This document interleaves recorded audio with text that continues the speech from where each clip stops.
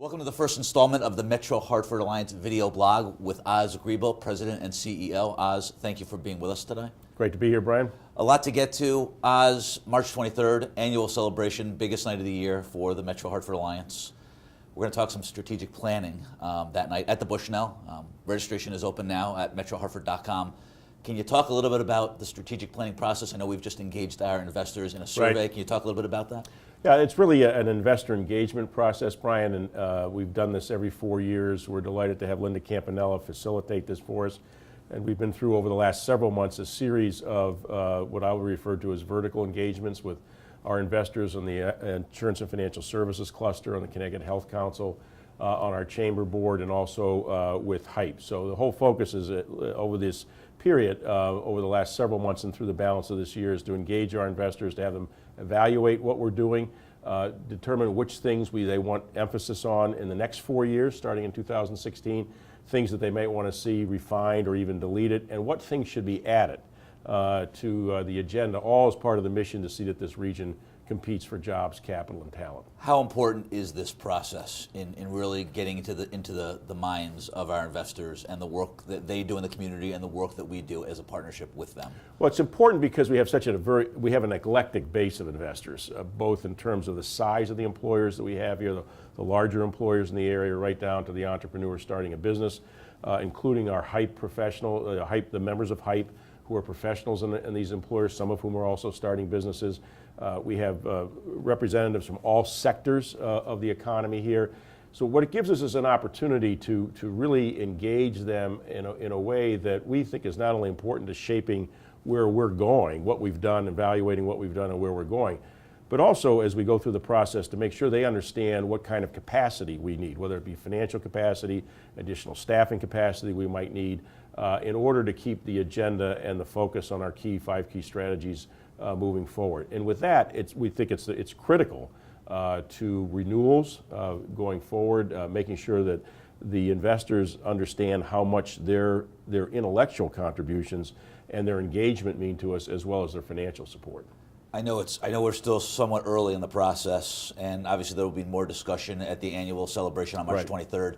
Any early findings that you can talk about, and any surprises? I wouldn't say either findings or surprises. What you get out of these sessions, and we've done one, as I said, each with a cluster. We have one coming up with our Health Council founding partners. We had one with the Chamber Board. It helps refine, as people talk to you, you get the questionnaires, and then what Linda Campanella has done, is facilitate discussions among those groups, and she'll do that in a series of focus groups with all our investors in April. Is really getting them to talk and emphasize those things that are really important to them. I wouldn't say there are any surprises, potential refinements in areas of emphasis that are there. The big message that we get from everybody thus far is how important the Alliance is to the overall economic viability and employment future of this region. So getting that kind of reinforcement, the idea that we're filling voids where no one else is playing a role, whether that be in the Health Council or the cluster or small business in Hartford or in our public policy arena on things that are critical at the state. It's really that reinforcement that really I think is very critical to what we're doing. What's the next step then in the strategic planning process? After we go through this, then what are the action items going forward? Well, the things that are coming down the pike is Linda will be presenting to our board meeting on March 26th the key themes that have come out of the major questionnaire. We'll be sending out an announcement shortly on 4 focus groups that we'll hold during the month of April and into May. We've taken, as I said a minute ago, we've had a lot come out of these vertical groups with the cluster and the council and the chamber board and with HYPE. So the combination of those things as we go through the March 26th presentation, the March 26th board meeting with Linda capturing some themes, then taking those themes and having the focus groups talk more about them, come back in our May and June meetings with our strategic partners, leadership investors, and the board in June to talk about what we think the key areas are for focus. Take some time over the summer to flesh those out in more specificity.